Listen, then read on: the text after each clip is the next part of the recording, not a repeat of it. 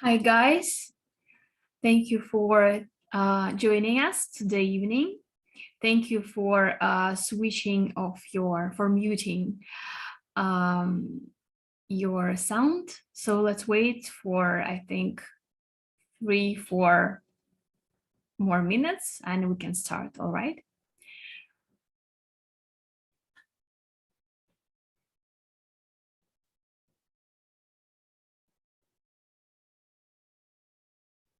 Can you hear me? Can you? Yes. Okay, good. I will ask you not to use your sound. Please stay muted, but you can write us in chat. All right, so I'll just check chat and I'll see all your questions or answers to my questions. Okay.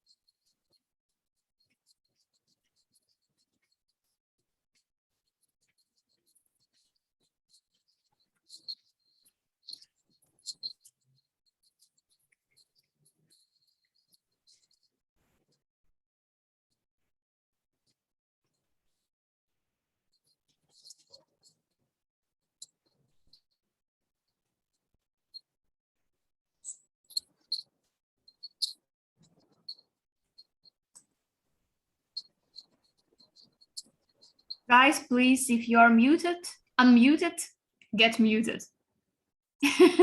This means switch off the microphone.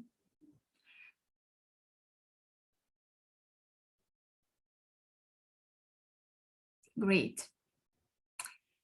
More people are joining. Okay, I think we can start another people because about, I think, approximately 70 people wanted to join us today. Of course, can't be that many, but at least, 1/3, I think. So today we're gonna talk, not only me, but hopefully you as well, on the topic, two great cities, what do they have in common? I have a presentation in PowerPoint for you. And sometimes I will ask you questions and maybe you can write not to interfere, not to let other people listen to some other sounds. Please, you can write your answers in chat and I'll be reading them and I'll be announcing them, okay? And the last, I think, 5 minutes of our seminar, we will dedicate to some communication, questions, answers, etc., etc. Okay. Agree? So Yes. Great. Okay. So I will share my screen now. First of all, let me introduce myself. Some time ago, I organized different seminars in British Book Center in Zoom and also some offline stuff between the waves of pandemic and offline children events. So maybe some of you already know me, someone don't. I'm Irina Efros, founder of English in Action SPB project. This is a project that organizes different events in English, like excursions, quests in different museums and in different areas around the city. Yacht trips to the Gulf of Finland during spring and summer times, and hopefully this year we'll also have them. Cooking classes with the foreign chefs. And what else do we have? We had online speaking club with a native speaker, probably will restart it in the springtime, and different networking dinners. Also, I'm a freelance journalist for Такие дела and Ведомости, город. These two are Moscow newspapers, not newspaper. Такие дела is more like a website. And now I am associate business analyst for EPAM, which is an international IT company. So, all right, let's finish with it. Our topic, two great cities, what do they have in common? First of all, I would like to know if anyone has ever been to London. You can write in chat. Yes, no, what's your impressions are, if you want to visit, if you're not interested. You can write in chat. So, anyone visited London? No? I've never been in London. No, I was an amazing. One more person been to London.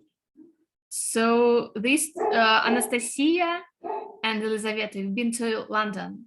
So was it a great trip? Which areas were you visiting?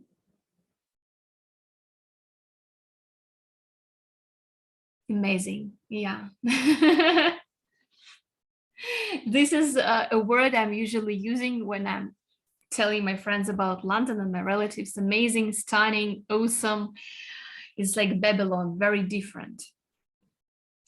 Sometimes you can feel that you're in the center of the city, but you feel like you are somewhere in the outskirts, somewhere in the village. And sometimes you just can feel that you are right in a, business district, or very, how should I put it the right way? Fun place, full of bars, clubs, and life is very busy. Life is very noisy there. Like SPB. Okay, someone thinks that London is similar to SPB, probably. So let's see.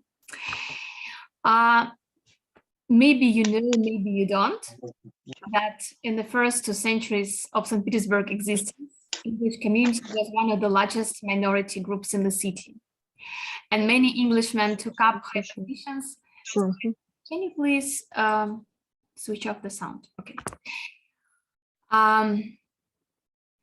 So many Englishmen took up high positions at court, carried on successful trade among the population, and had huge privileges and respect.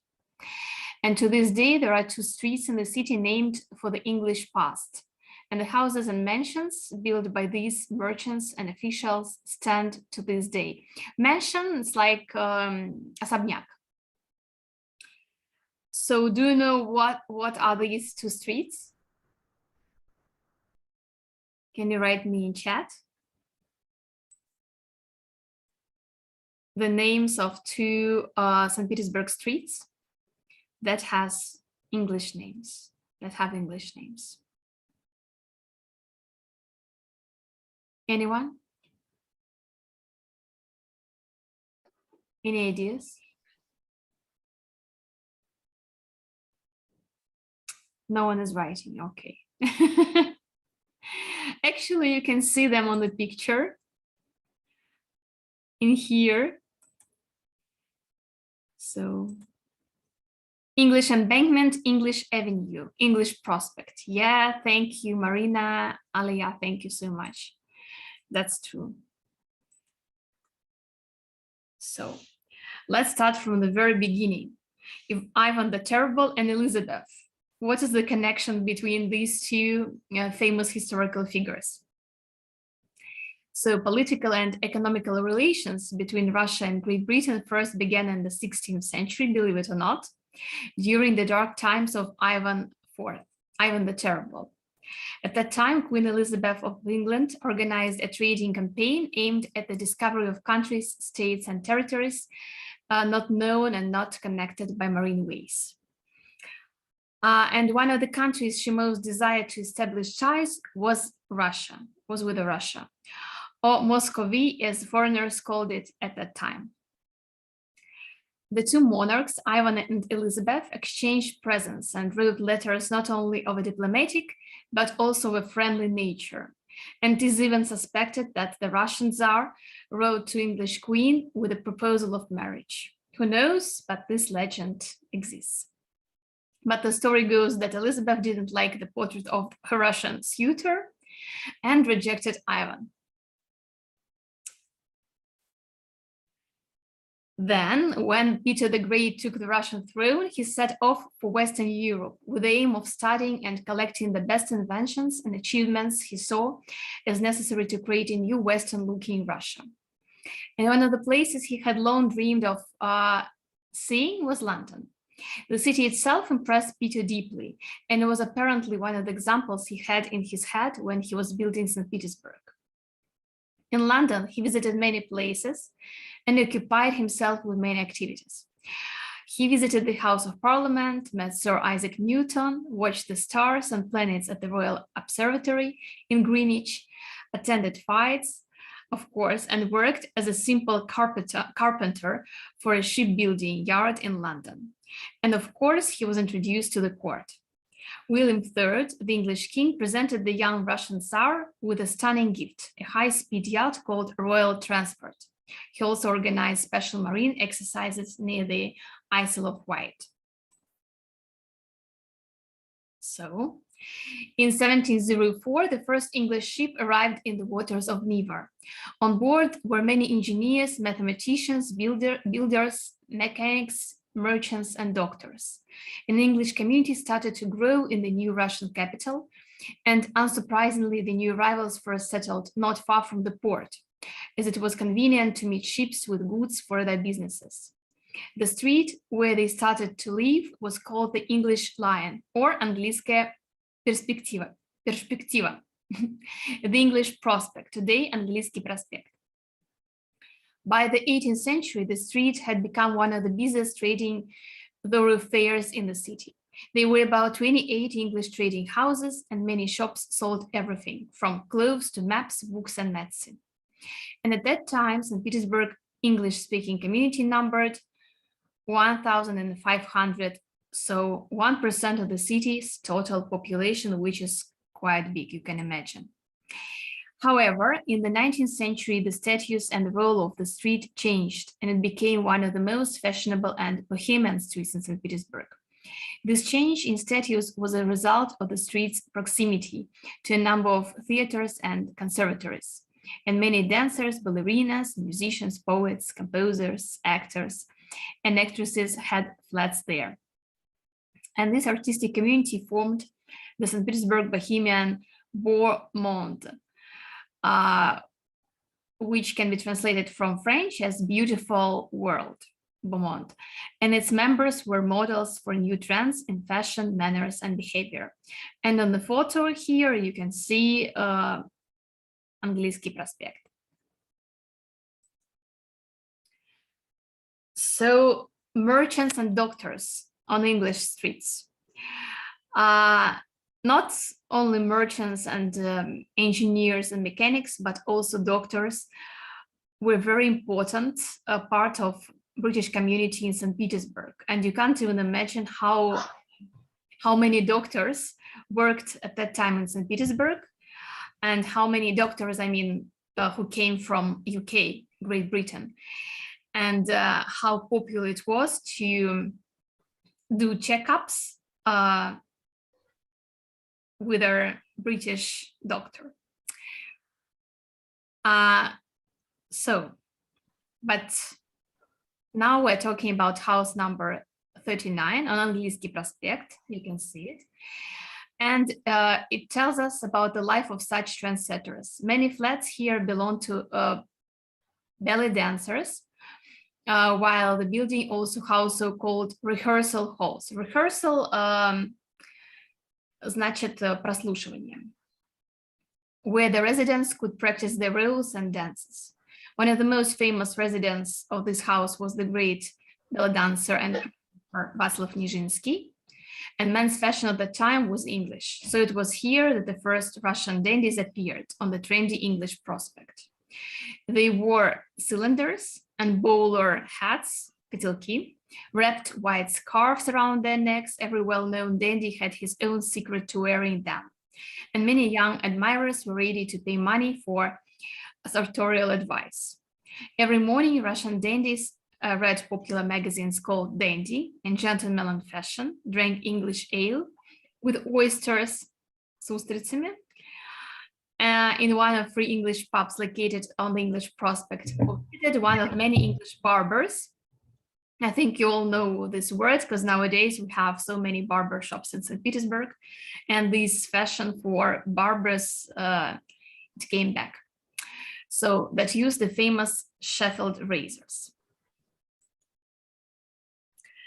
And in number 2123, meanwhile, was the first building in the city to see the use of electric technology to prepare an English-style breakfast.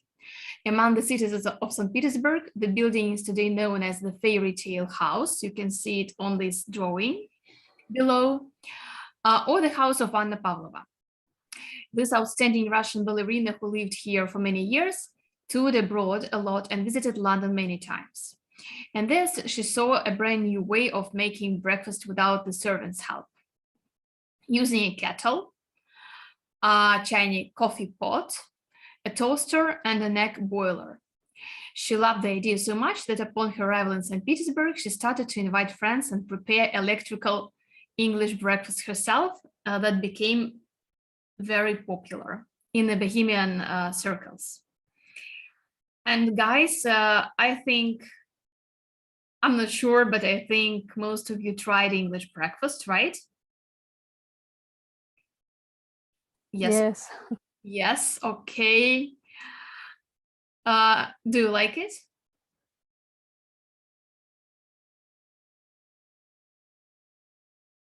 No answer. Okay.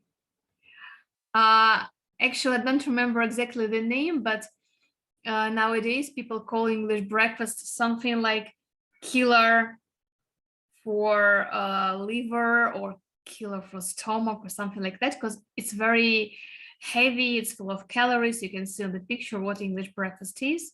If you eat a proper English breakfast in the morning, you can skip, lunch or dinner, or maybe both. You don't like sausages for breakfast, Alia? Yeah.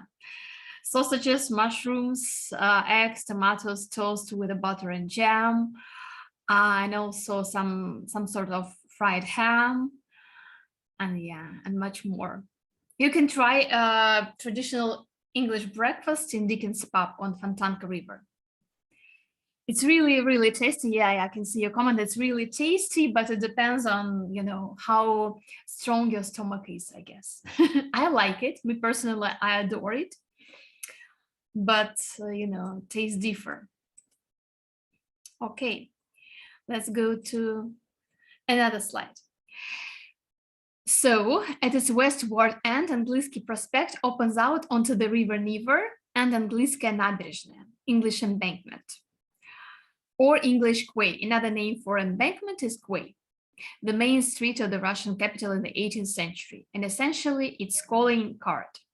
The role of the street was to impress visitors with the beauty and splendor of the northern capital, as it was the first street which all foreigners saw when they arrived in St. Petersburg by sea. All Russian monarchs paid special attention to the state of the embankment and the houses along it, and inspected it from time to time. So the appearance of the house didn't correspond to the street requirements. The owners of the house could be punished or fined. To be fined, быть оштрафованными. By 1775, all the houses on the English embankment belonged to rich English merchants, royal bankers, royal doctors, admirals, and mechanics. For example, house number 74 belonged to James Wheely, private doctor of Alexander I. In 1790, he was invited to Russia by the renowned Dr. John Rogerson, who treated Catherine II, Paul I, and Alexander I. The latter later retired and returned to England. And the idea of having English doctors originated with Peter's father, Tsar Alexei Mikhailovich, His private doctor, Samuel Collins, even wrote a book upon his return to London called The Present State of Russia.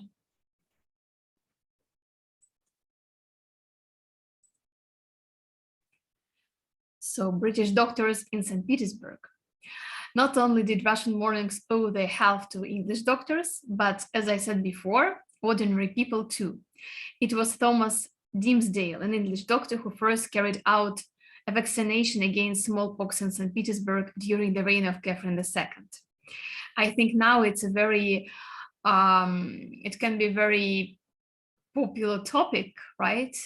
Because we have pandemic for two years already. So let's do a flashback and learn that a few centuries ago we had kind of similar situation, and British doctors were the first to help.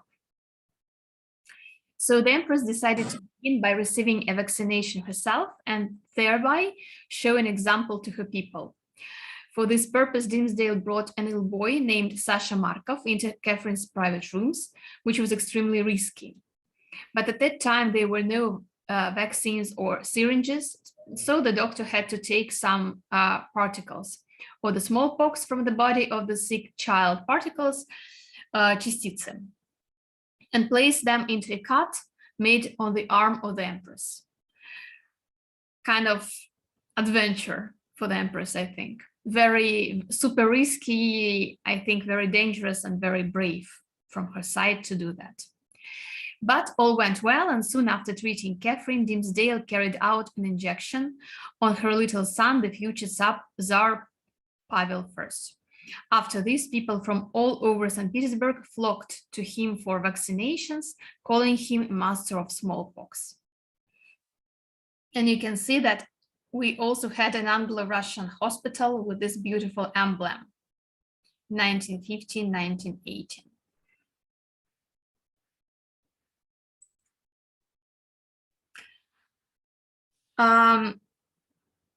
But British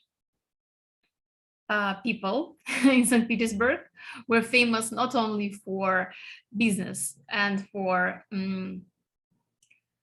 heroic deeds in medicine, but also for famous gardens.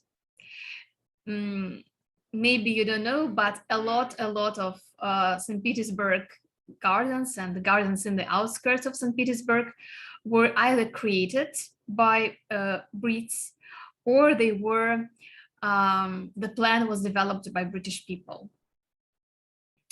So house number 70 on English Embankment is known as the House of English Merchants. They say that behind the house there was a real English garden where exotic fruit was grown, unusual for such northern climates: grapes, pineapples, peaches, and pears. Englishmen had a great impact on appearance of the most beautiful parks of St. Petersburg and its surrounding, as I said before. So, for example, John Bush, invited by Catherine II, developed a landscape plan of English park. Later, this plan was used for the park Tsarskoye Selo. Bush also took part in creating английский сад in Gatchina. His work was continued by Charles Cameron from Scotland. He worked in Tsarskoye Selo and created an ensemble of Cameron Gallery.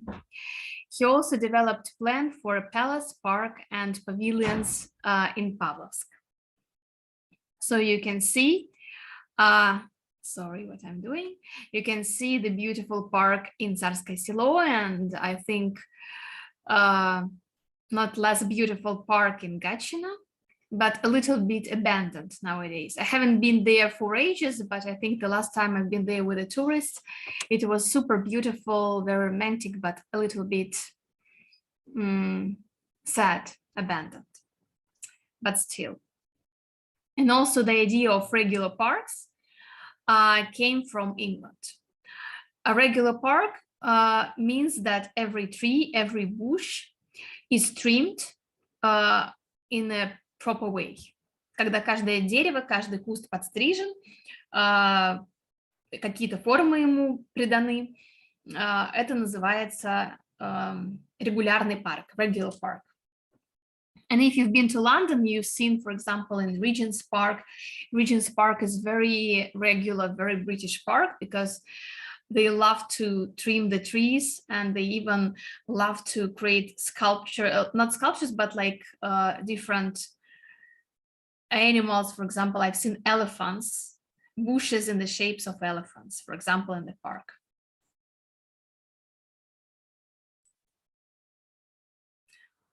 So Nevsky Prospect at that time comes off second best. It may seem hard to believe nowadays, but in 19th century, English embankment was more popular than the city's principal artery, Nevsky Prospect.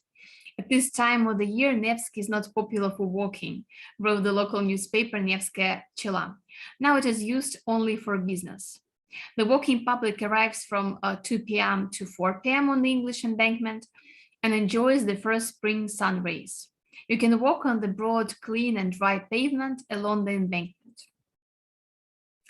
The heart of English St. Petersburg and the English community was house number 56. On March 1st, 1770, Francis Gardner opened an English club here. At first, its members were only Englishmen who worked and served in St. Petersburg, but later Russian aristocrats were also accepted into the club. Inside there were rooms for playing chess, billiards, and even a room for telling lies. Later, an English church was opened in the building, along with a theatre, which invited English actors and theatre groups from London. After the revolution, all Englishmen left Russia, of course, and their houses were nationalized and given to different ministries and communal flats. The two streets that had once formed the heart of the city's English community were given new names: Embankment of Red Fleet and Maclean Prospect, after leading British Marxist and later chair of the Third All-Russian Congress of Soviets, John Maclean. And it was only in 1994 that these two streets were finally saw their names restored in connection with the visit of Queen Elizabeth II to St. Petersburg, which itself had seen its original name reinstated just the year before. So on the picture you can see, on the drawing you can see dandy style and embankment opposite to Peter's and Paul's fortress, as I can see on the background.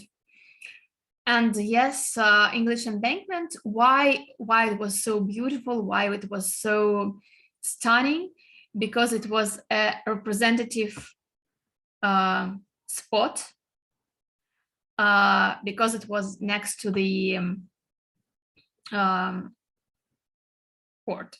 So all the ships were coming to English embankment.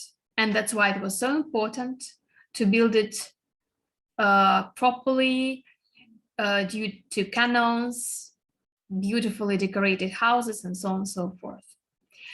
And nowadays we have there, what do we have? We have Дворец бракосочетания номер 1, we have Gazprom building, and many other civil, let's put it like that, the buildings for the civil services.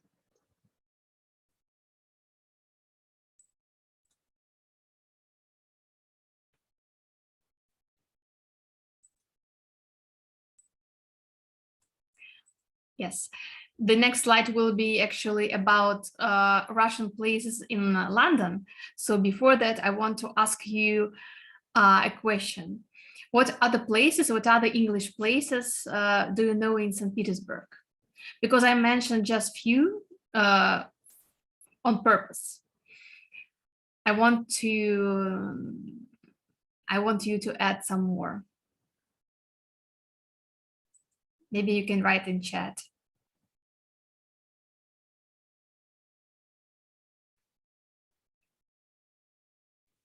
So, do you know some other places in St. Petersburg that have connections, maybe not just to London, but to Great Britain in general?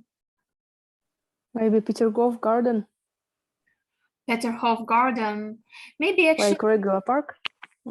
Sorry, I kind of like a regular. Like a, Yeah. yes, Yeah. yes. But usually it's more about Гатчина and Царское Село. I don't know why.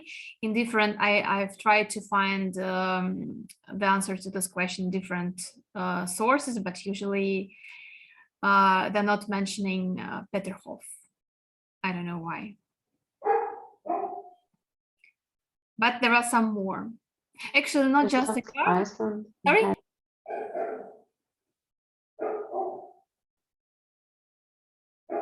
Sorry?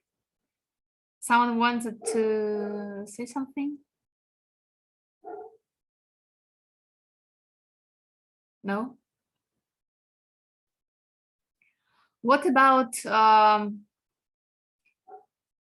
shop Anglia?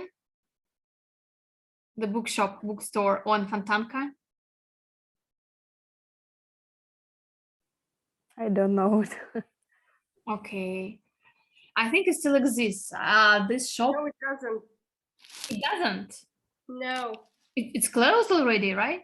Yes, they sort of made these two shops into one. There was Britain and there was England. And now it's called Bookbridge. It's on Marata, the 10th.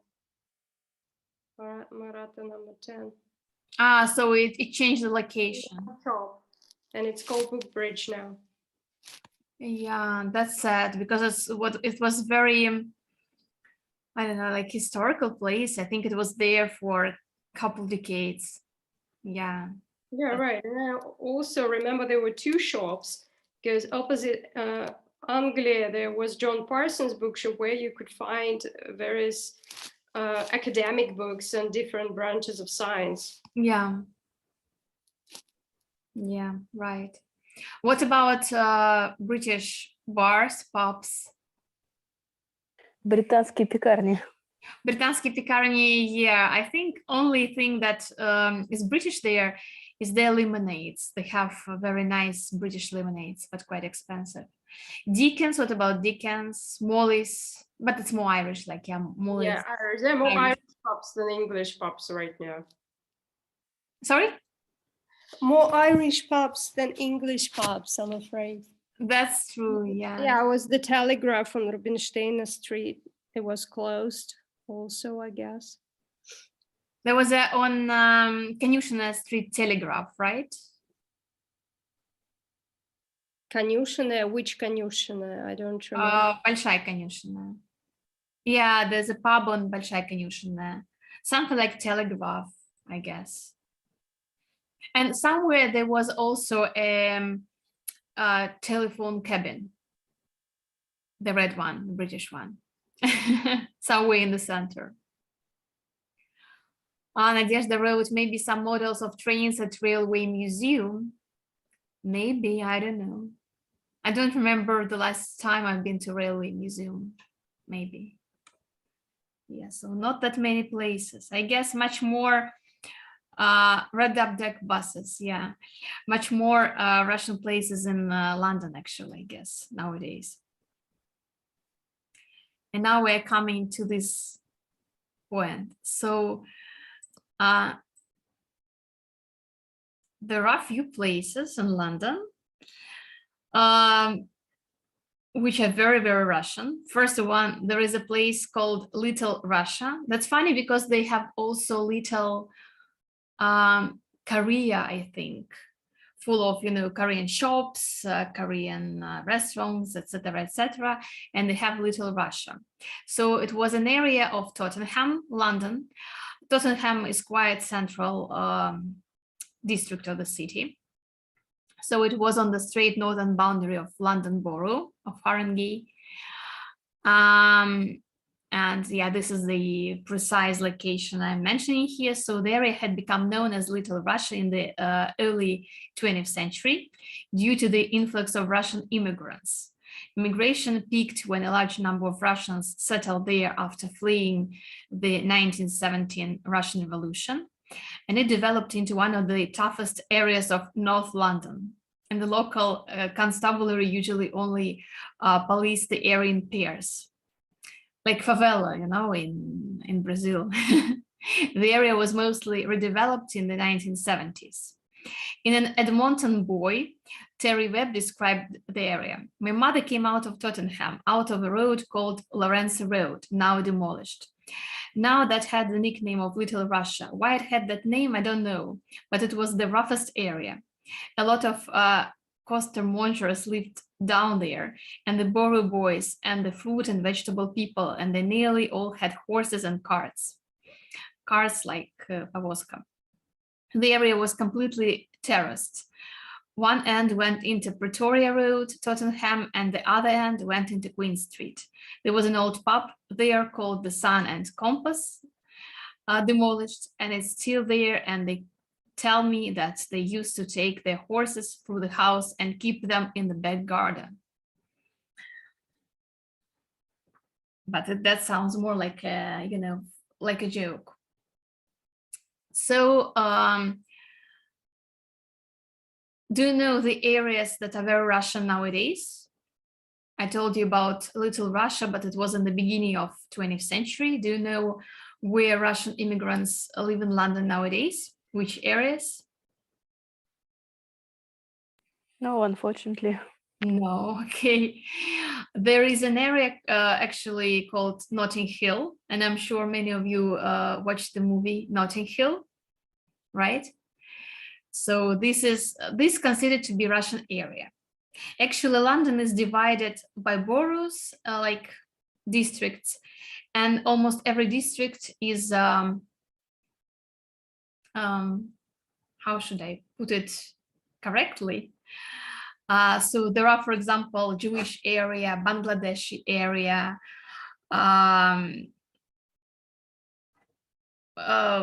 Ethiopian area, more like Arab area, very, very expensive part of the city.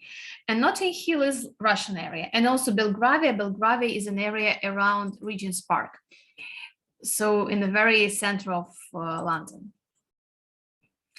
And if you'll be in Regent's Park, you will see beautiful and the whole like ensemble of white, beautiful mansions. Yeah, you were right, Elia, when you wrote in mansions, and these mansions, they belong to rich Russians. But of course, not all Russians that live in London are rich, so yeah. But mostly it's Notting Hill and Belgravia. And there are a lot of Russian immigrants in UK. I studied in UK in 2008, and the Russian population of London was huge. Maybe the same as English population back in 18th century in St. Petersburg, like 1%. I've read something like that. Yeah. Also, not far from the Hyde Park, they have two streets. One is called Moscow and another is called St. Petersburg. So St. Petersburg, and the spelling survives in the name of the street in Bayswater district of London. Bayswater, it's very close to Hyde Park, near St. Sophia Cathedral, named after a visit by the Tsar to London in 1814. So I was very surprised when I saw that one of my Russian friends, he lived nearby, and we visited the street, St. Petersburg, and I actually have a picture from there, but I have tried to find it for this presentation, but I failed. Yeah, and also they have a lot of Russian restaurants. For example, also in the center of the city, for example, in Canary Wharf, which is the second business part of London. The first is Soho and the second is Canary Wharf. They have very impressive posh meaning stunning, expensive Russian restaurant. Of course, all of them are opened by Russians. And also they have in the Bohemian part of London, which is called Primrose Hill and Chalk Farm, Camden Town. Maybe someone heard about Camden Town. It's more, like Bohemian part of London. Usually there live actors and painters and maybe writers. So intellectual elite of London. They have very nice Russian cafe there, which is super popular among British people. And they love black tea. They call it Русский чай, Russian tea. Basically just normal black tea with honey. They put honey there inside, and a few Russian dishes and some Russian pastry. So they love it. And it's actually very expensive. That time I was living there, the price was almost £3 for just a tea. And you can imagine, if you calculate in rubles, £3 for just a cup of tea, just one cup of tea, you can imagine how expensive it is. So yeah, and mostly British people were there, not Russians, of course. Maybe you know some other Russian places in London or in UK in general. Maybe you visited Russian restaurants when you were in London, or no?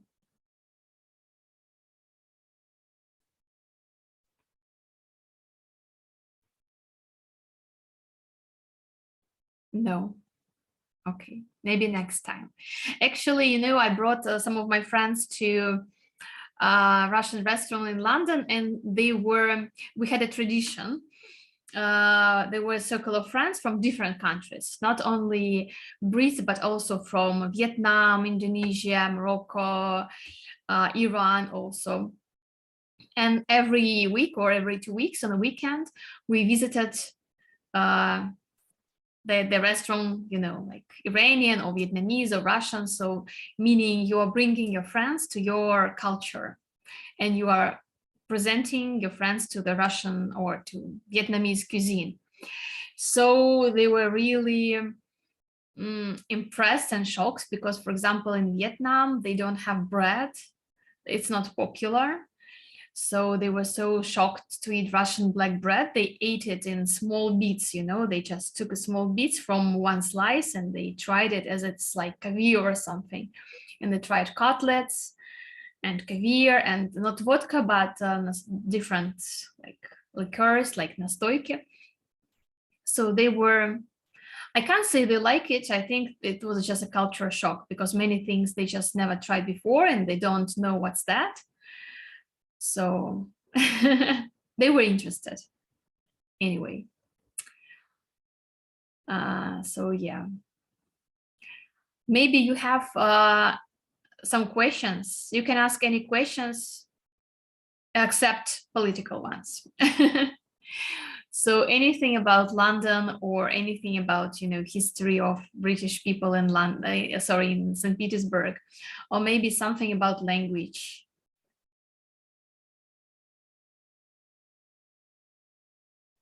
Anyone, guys? You can get unmuted and ask questions.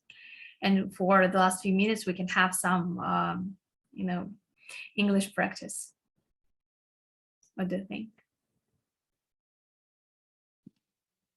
What were you doing in London and how long have you been there? I was studying, I was doing my master's degree there in marketing communications in the University of Westminster.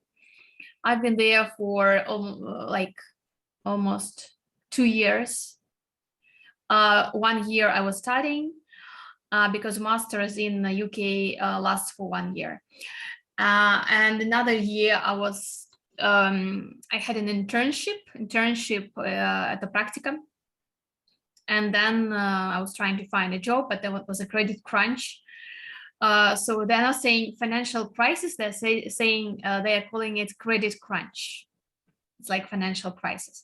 So I was trying to find a job due to my profession, but didn't succeed, and then decided to come back to St. Petersburg. Was like that. So that's more of a cultural experience for you. Sorry? So that's more of a cultural experience for you than the working experience. No, it was working experience because still I was working in a small British firm. So it was a working experience and educational experience because it's very different from what I had here in the St. Petersburg State University, especially at that time, because they had a lot of practice and they had a lot of practitioners among professors. In Russia, I think still, but especially that time, you know, professors, they were like more theoretical guys. And in UK, every person who was our professor worked in a company, in marketing company, on a very good high position. And working at uni, it wasn't their full-time job. It was their kind of a side job, meaning that they were coming with a lot of experience and shared it with us, which was great. So it's a great experience in, I think, in many ways. Also in language, in culture, not even in culture, but in the way you meet so many people from abroad, from all over the world. You can't meet them, you know, in St. Petersburg. Because I was sharing a flat with a Moroccan girl and Indonesian and Korean and Australian at the same time, 5 girls in a huge flat. And they all were super different, and they shared their, you know, mentality and some traditions with each other. We shared, and with some of them we still have contact. We're still friends after all these years. So this a huge change, life-changing experience. Let's put it like that. And you did the bachelor degree in St. Petersburg State University in the same faculty, or you changed your major? I can't say I changed. I graduated from Faculty of Journalism, and I did my master's in marketing. So it's very close, not very close, but still, yeah, more or less they're connected. Because we had PR and we had marketing research, which is far from journalism, but PR and direct marketing, mail marketing and things like that, they're quite close to journalism, I think. So yeah. I don't want to hog the conversation, but I wanted to ask you one more question about, was it easy to find a job in St. Petersburg when you were back? You know, it wasn't easy because no one needed my degree. And it was credit crunch in St. Petersburg in Russia as well that time. And people thought I am overqualified, meaning I don't have that much experience, but I have a few degrees and English. And I wanted quite good salary, which many companies were not going to give me. So it was harsh. But I should say that nowadays it's more easy because IT sector, I mean, nowadays, of course, already, I don't know with all the situation, but like going on, but in general, in IT company, my English was highly estimated. That's what they need, is a very good English and soft skills, meaning communication and mindset, mentality, broad horizons, experience with different cultures. That's what they're searching for. And finally, all my efforts, they were valued, but not quickly. Sorry? Now you're working in the IT sector? Yeah. Oh, I see. That's a surprise that they need communications.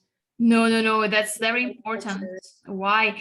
No, that's very important because they have like developers and they have designers and other people who are doing the job, but they also need business analysts, for example, who are working in between the clients and the team, the production team. And these people, they should be very communicative and with a very good language, and people who know how to negotiate, how to talk, how to listen, you know, this kind of things. And they say that it's more easy to teach person the hard skills, like how to code, than soft skills, how to communicate, because this is something you are born with. So for them, it's more easy to find the person who can code or they can teach him or her than, you know, this kind of skills. So yeah, but at the same time, I continue my project, English in Action. So if you're interested in practicing your English in fun ways and meeting other people and knowing more about the city, please do come and join us in spring. We'll put a timetable in the social networks. So it's called like this, English in Action, SPB, in VK, in Instagram, and Facebook, you can find us, or through the British Book Center, you can find as well, and join our events. In the previous years, it was fun. So yeah, and very nice people are coming, so it's double fun when you're in the right community with the right people. I think so. And when are your gatherings starting? Sorry? Oh, when are your meetings starting? Are they starting soon? Yeah, they're starting, I think, in 1 month or less, even less. We're already doing some events, but there's like closed events for schools, you know, like prepared from that side. But we'll start in April and everyone can come. So just check the timetable. Yeah. Especially I recommend if you don't like, because not all people like quests. It's like a game, you know, online with a special mobile. It's not an app, not application like a website. But if you like excursions and small yacht trips, this is a very, very nice quality time. So yeah. So guys, if you don't have any other questions, I don't know why you're keeping silence, almost all of you. It was a nice, I think, opportunity to practice English, but okay, maybe you're just tired. I was really happy that you joined. I hope that British Book Center will put this video recording in social networks in the UK. And I hope to see you either on my events, or at other seminars we'll hopefully organize in the nearest future. Thank you. Would you maybe put some reference point in the chat box? Your social networks or something where we can find. Yeah, I can put in the chat. It's called English. I'm typing in Action SPB. English in Action. One sec.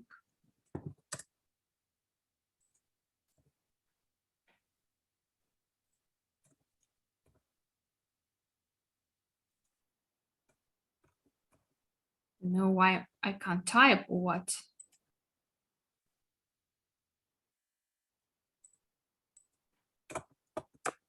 Guys, it seems I can't type. Okay, so English in Action, if we Google it, we can find it, right? Okay, yeah, here we go. English in Action SPB. Can you see it? So you can find it in VK, Instagram, Facebook, everywhere. Yeah, this is the name. So we'll be happy to see you at the events. And have a nice evening. Thank you very much to you too. Yeah, Thank you stay very much. motivated, try to stay calm. And yeah. Goodbye. Thank you. Bye. Thank you. Bye. Bye-bye.